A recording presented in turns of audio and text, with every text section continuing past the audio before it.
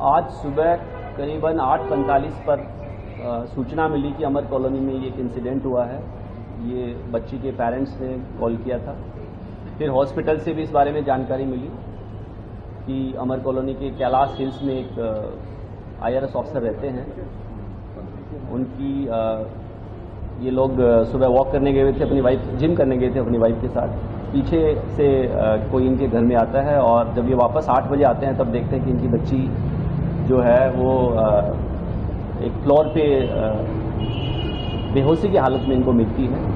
फिर ये उसको तुरंत स्कॉट हॉस्पिटल में लेके जाते हैं 40 NFC एरिया में, और वहाँ पे डॉक्टर इनको ब्रॉड डेड डिक्लेयर कर देते हैं बच्ची को। इस इंफॉर्मेशन के बाद पुलिस की टीम जो है अपना काम शुरू करती है। बहुत सारी टीम्स इसमें हमने लगाई थी। प्रारंभिक जानकारी के बाद जो डाउट है वो जो इनका एक नौकर था राहुल मीणा, जिसको करीबन 1.5 महीना पहले इन्होंने किसी वजह से निकाला था, उसके ऊपर जाता है, जिसके बाद में हमें CCTV फुटेजेस भी मिलते हैं। और साथ ही बहुत सारे आई विटनेसेस से पता चलता है कि वो सुबह इस घर में आया था।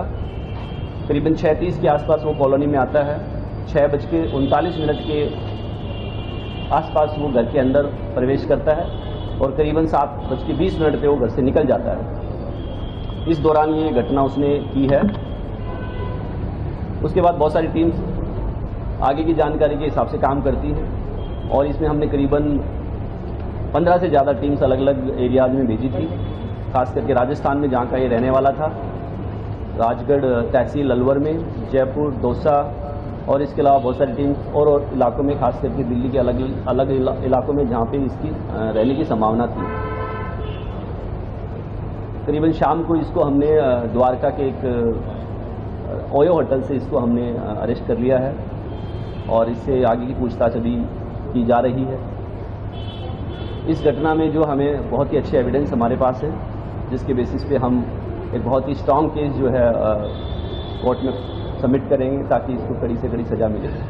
सर, क्यों इसने जो है इस पूरी घटना को अंजाम दिया, और सेक्सुअल असॉल्ट की भी बात आ रही है, उसमें कितनी सच्चाई है? और जब ये आ रहा है तो इसने वाइट पैंट पहनी हुई थी और घर से एग्जिट करते हुए इसकी ब्लैक पैंट पहनी हुई थी। इस सर्वेंट को इन्होंने करीबन 1 साल पहले रखा था अपने ही ऑफिस में। एक जो इनका जूनियर है उसके रेफरेंस से इनको एक नौकर की ज़रूरत, एक सर्वेंट की ज़रूरत थी, तो जैसे एक रेफरेंस से रखा जाता है इस तरीके से उन्होंने रखा था उसको 1.5 महीने पहले। इसलिए उसी रेफरेंस को बोला गया था कि आप इसको हटा दीजिए, क्योंकि इसकी बहुत सारी पैसा उधार मांगने की शिकायतें आई हैं। ये जानकारी में पता लगा कि ये ऑनलाइन गेम्स खेलता था और बहुत सारे जो आसपास के सर्वेंट्स हैं या जो घरों में काम करने वाला स्टाफ है, उन लोगों से ये उधार लेता था और फिर पैसे वापस नहीं करता था।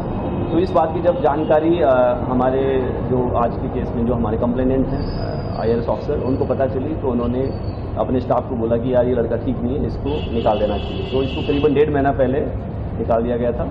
ये चला गया था, उसके बाद से दोबारा नहीं आया था। आज ही आया था। जहाँ तक बात है कपड़े उसकी चेंज करने की, तो उसने घटना के बाद जो है अपनी ट्राउजर और जूते चेंज किए हैं। टी-शर्ट उसने, जो टी-शर्ट या शर्ट है वो सेम रखा है और वो एकदम उसके एविडेंस हमारे पास है।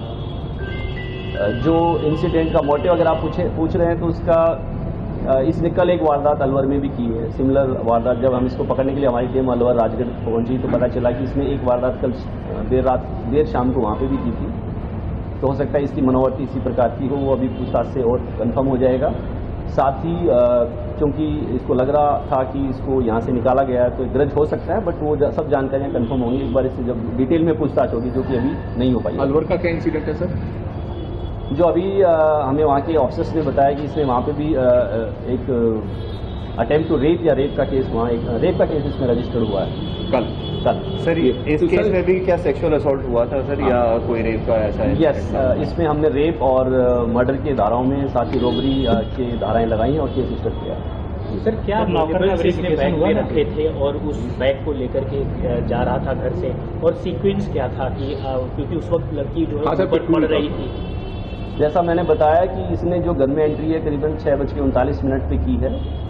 जो प्रारंभिक जांच से पता चला है कि इसको इस बात की जानकारी थी कि घर में एंटर करने की जो की है वो कहाँ रखी जाती है। क्योंकि वो एक मेड के लिए एक्स्ट्रा की घर में रखी गई थी। मेड अभी जो है वो कुछ दिन के लिए छुट्टी पे गई हुई थी, बट जो की है वो एक गुप्त जगह पे घर के बाहर रखी जाती थी, जिसके बारे में इसको जानकारी थी, तो उसने इस तरीके से एंट्री की है। बच्ची का जो रूम है वो घर के अंदर से स्टेयर्स के ऊपर जाके एक फ्लोर पे है। मोस्ट प्रोबेबली जो है ये ऊपर गया है और घटना का अंजाम दिया है, और उस घटना को अंजाम देने के बाद ये निकल गया है, और फिर जो मेन बिल्डिंग है उससे इसने राइट टर्न लेके बाहर चला गया। सर, ये जब सोसाइटी के अंदर एंट्री कर रहा है तो तब इसका देख रहे हैं कि इसने एक तो पैंट दूसरे रंग की पहनी हुई थी और एग्जिट करते हुए दूसरे रंग की, लेकिन इसके उस पास उस वक्त पिट्ठू बैग नहीं था। एग्जिट करते हुए पिट्ठू बैग नहीं था। पिट्ठू बैग दोनों सीसीटीवी में है। दोनों में। अच्छा, तो ये क्या कपड़े साथ में लेके आया था? ये अभी एक पूछताछ में और कुछ लूटपाट भी की है घर में इसने? यस, इसने घर में एक जो उनका कबर्ड है उसमें रैन चेक किया है, और जैसा कि हमें कंप्लेनेंट साइड से पता चला कि उन्होंने करीबन 2 या 2.5 लाख रुपए जो है ये शायद लेके गया था वहाँ से कैश। यस, और कुछ रिकवरी हमें हुई है जिसके बारे में हम बाद में आपको डिटेल में जानकारी देंगे। सर, आज वापस आने का इसका कोई स्पेशल मोटिव था? ये आपने कहा हाँ, ये अलवर की जांच कराएंगे, को अंजाम देने के लिए आया था।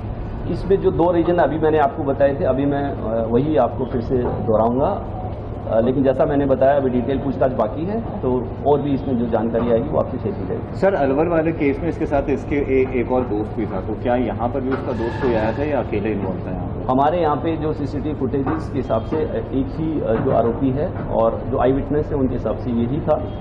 बाकी पूछताछ में और पता चला। अलवर के केस के बारे में हमें ज़्यादा जानकारी नहीं है। वेरिफिकेशन हुआ था क्या, पुलिस वेरिफिकेशन? अभी इस बारे में पूछताछ नहीं हो पाई है, but it will be checked and will inform you also. ठीक है, थैंक यू सो मच।